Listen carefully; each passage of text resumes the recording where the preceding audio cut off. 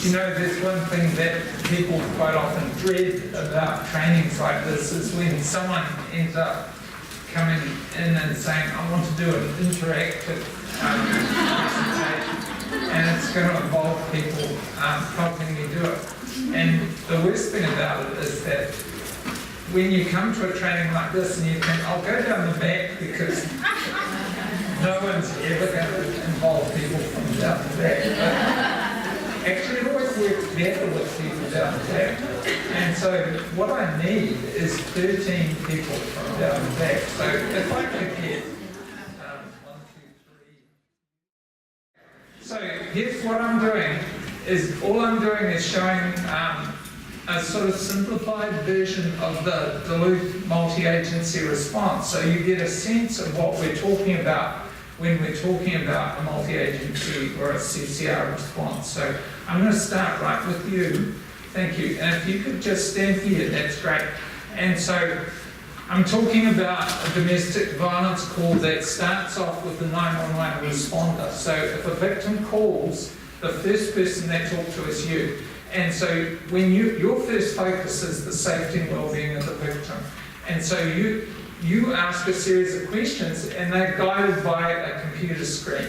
And as you run through that screen, you're asking questions that assess the direct safety needs of the victim. And as you do that, you are sending information. If you come and stand here, thank you. You're sending information to the dispatcher, and you're sitting right next to this person. And basically you're collecting all the information you need about the safety and needs of that victim, and you're sending that to the dispatcher, and you're adding to that extra information to do with the background of that address. And you're also finding out, are there guns there, what's previously happened at that address. And that information is also being supplemented with information about the safety for the officers that you're about to dispatch there. So already the focus has moved from the safety of the victim to the safety of the attending officers. And luckily we have an attending officer. So if you come here, and so basically when you attend with your colleague, usually two of you, attending an officer, you really rely on good information from 911. Now also, your conversation with the victim will be recorded, because often what's happening when you're having that discussion, you're asking questions, and that's being recorded because the prosecutor may use that. So that's pretty important, the questions you're asking that person. And also what's going on in the background is quite often, because there might be threats, there could be discussions, and you might ask questions about what's going on in the background, because that all goes onto the record which the prosecutor might use. So this is important. So the patrol officers, they separate the parties, they figure out who is their probable cause to charge for an assault. For an arrest, right? And so you separate the parties, and quite often if both parties have used violence, you're going to do a predominant aggressor assessment to figure out which party is the most dangerous. And you're going to do a risk assessment, and all through this you're going to start writing the police report, and that report, that when I say writing it, you're going to create it digitally, you're going to speak it into a little gadget thing that creates like an MP3 file, and that's going to get downloaded automatically to the police station, where it's going to be typed up overnight, a draft be made available by the morning. And so basically that police report becomes the core file that's going to be the basis for all the future use of that experience of the victim gets translated into that digital file. So that's where that file becomes the central document, in a sense, for that person's experience as it moves through the system. So your work is very important to get that right. And we have the jailer. Thank you. And we're going to have you coming soon. and you soon too, but wait. And so you come next. So if you decide to arrest, you're going to take the alleged offender to the jail. So if you stand here, don't stand on that step, because that'll make you look more important than what you are. Not so important. Okay. So what is important is that when the alleged offender gets to jail, they're quite often kind of mad about it.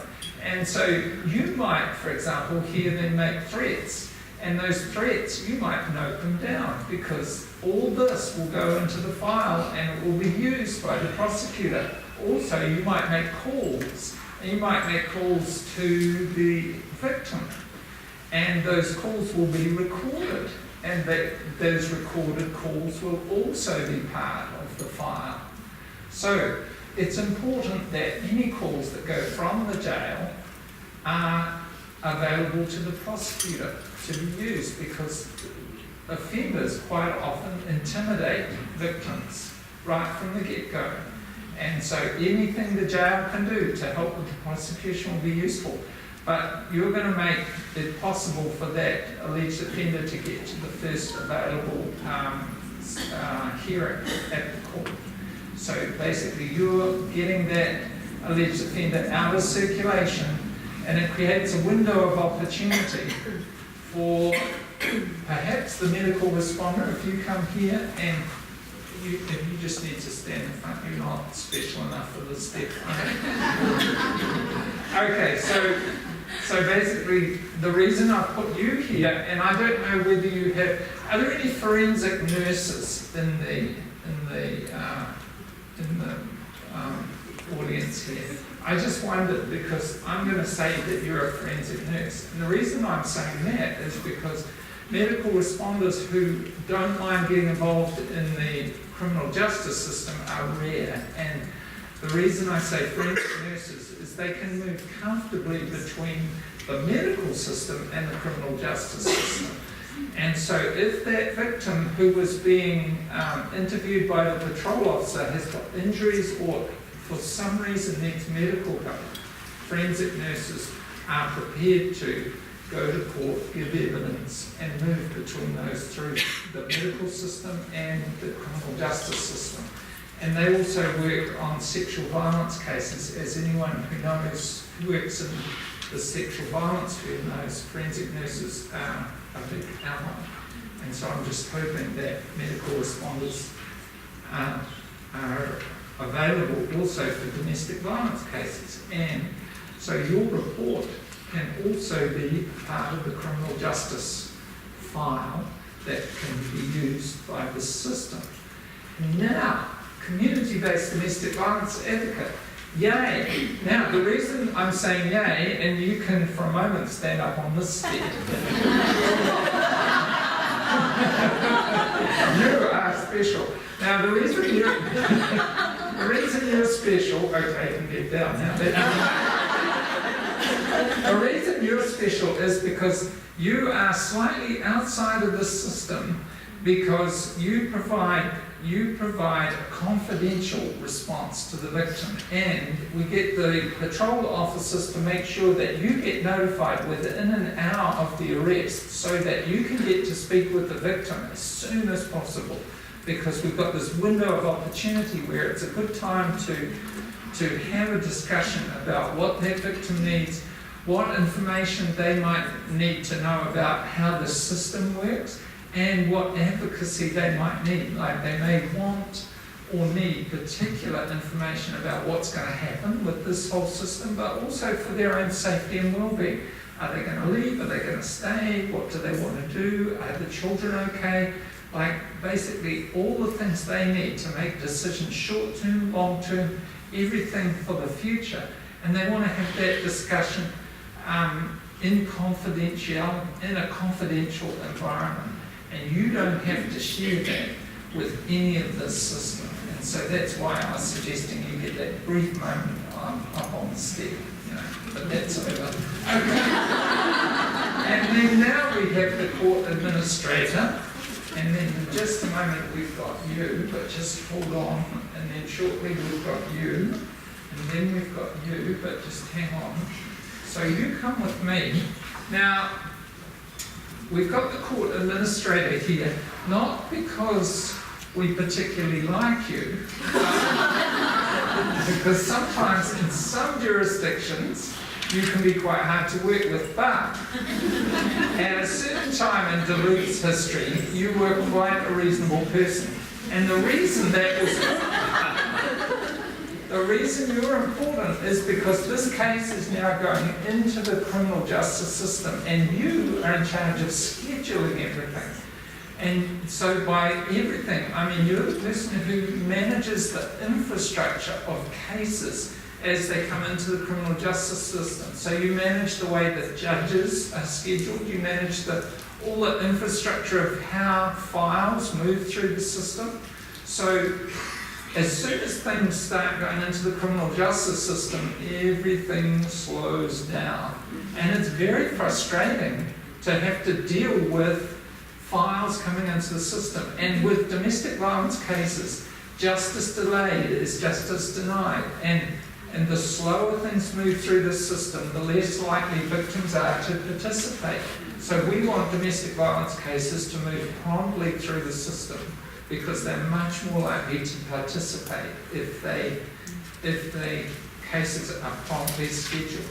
And so we need your support for that, to get these cases promptly scheduled. And there's lots of hearings that need to be scheduled, and so we need your support to figure out how to do that promptly in a system that's really overloaded with lots of other cases as well. So you can see why your support for this is important. The other thing is we also have the Domestic Abuse Intervention Project has workers who are rushing around trying to provide all the practitioners in the system with risk assessment information and background files, for example, information from the family court to get to the criminal court practitioners in a timely fashion. And we need your cooperation to make that happen. So that's why you're here, even though sometimes you're a little difficult. Okay.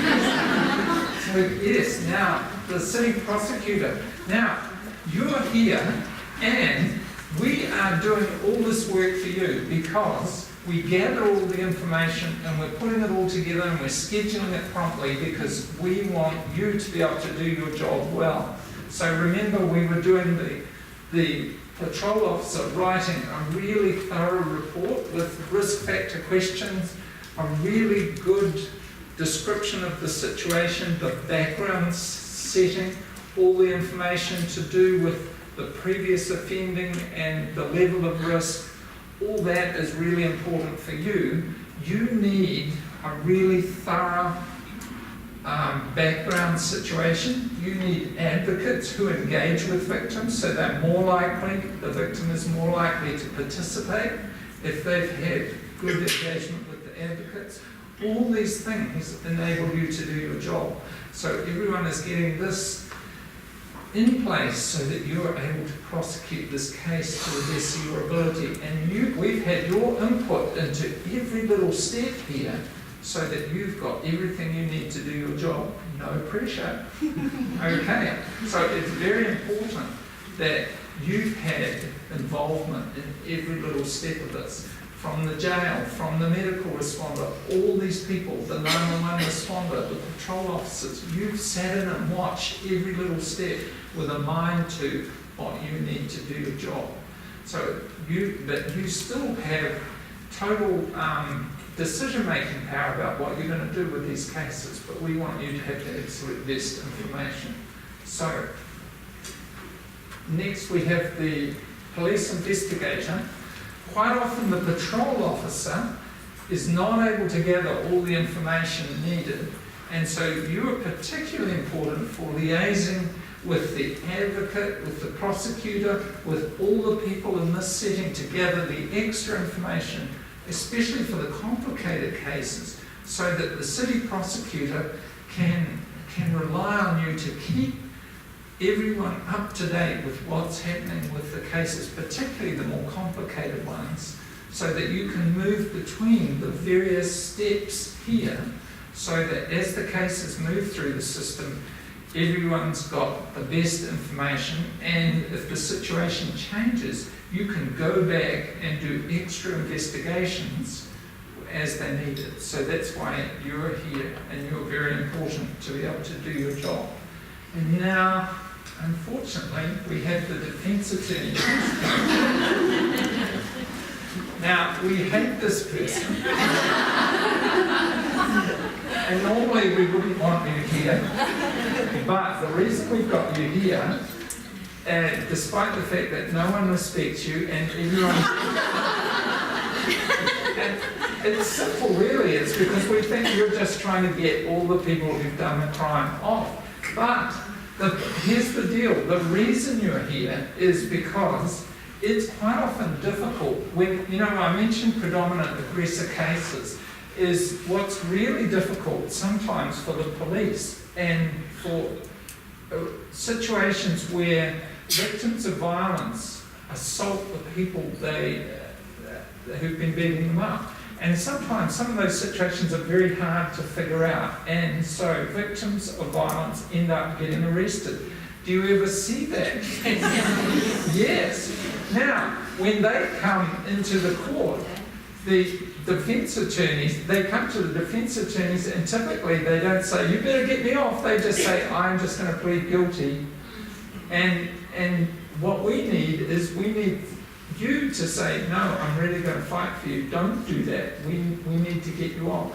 And so all your skills at helping people get justice need to be able to identify those victims of violence who've been abused but who are just saying, no, look, I just want to get out of here. And we need you to really fight for those people. And so that's why you're here. No other reason. Anyway, no, because you do have a role to do that, and so that's important. And so now we have promotion for you, the judge. And so you'll be that and you'll be this. Okay, so next we have the judge. Now, it's not that we hate you, that's not fair, but we do get frustrated because you seem to have all this ability to just do whatever the hell you want.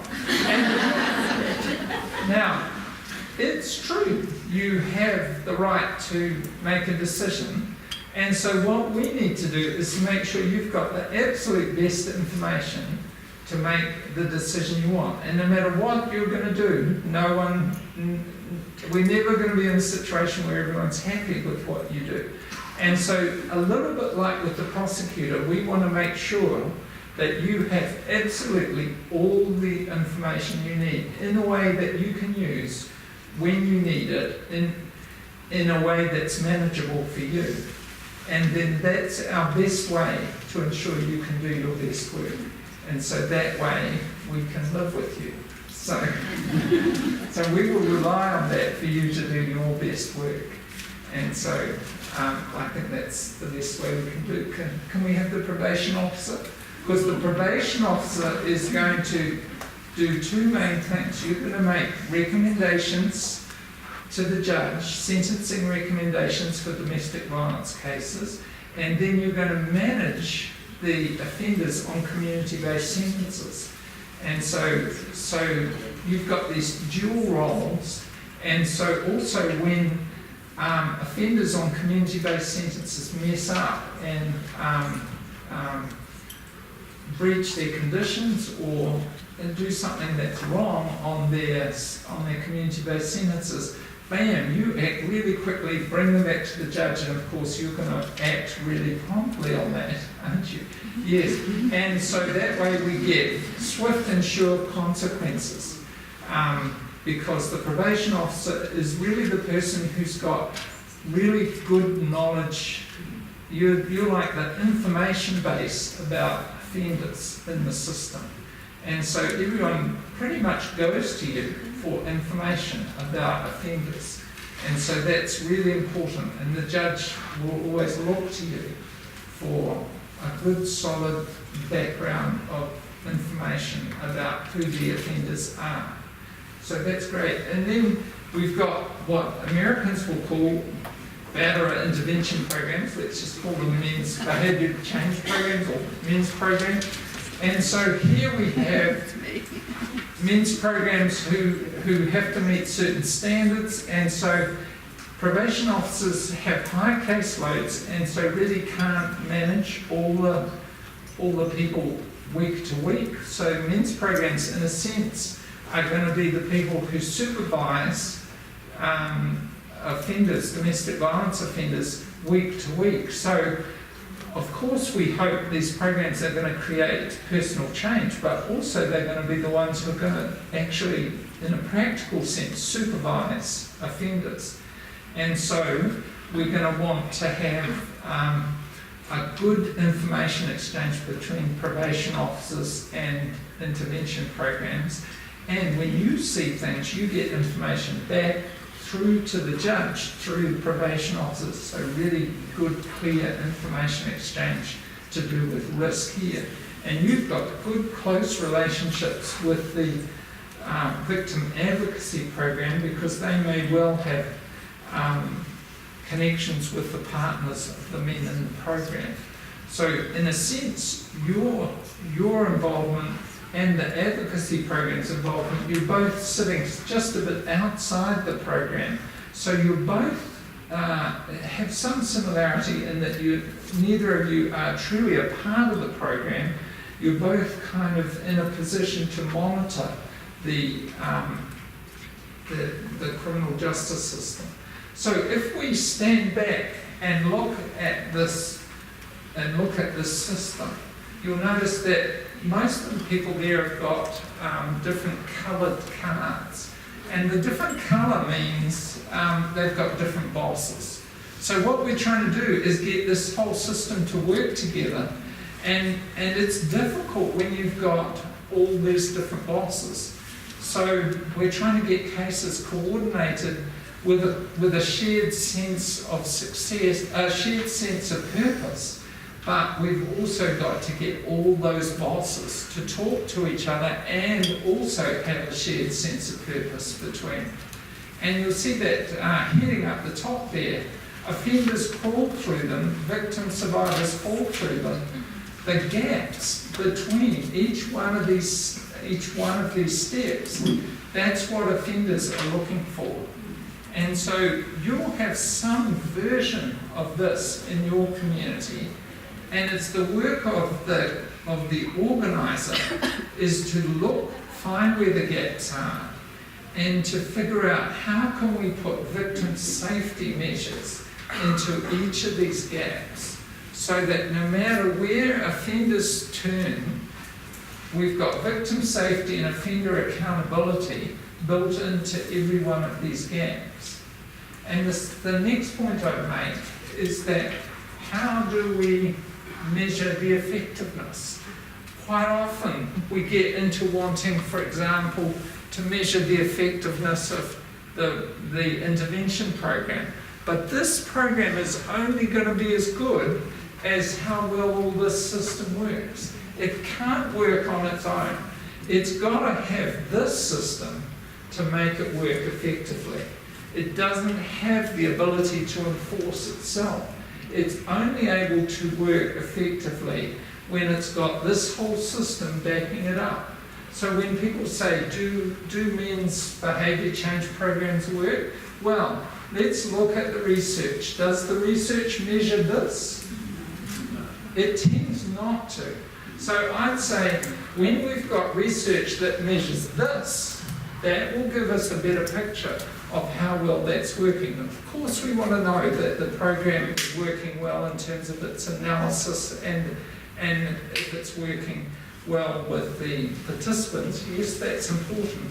But what's more important is that this whole system is working well, and that there's an accountability right across here. These poor people, they're so patient, aren't they? Let's give them a hand. And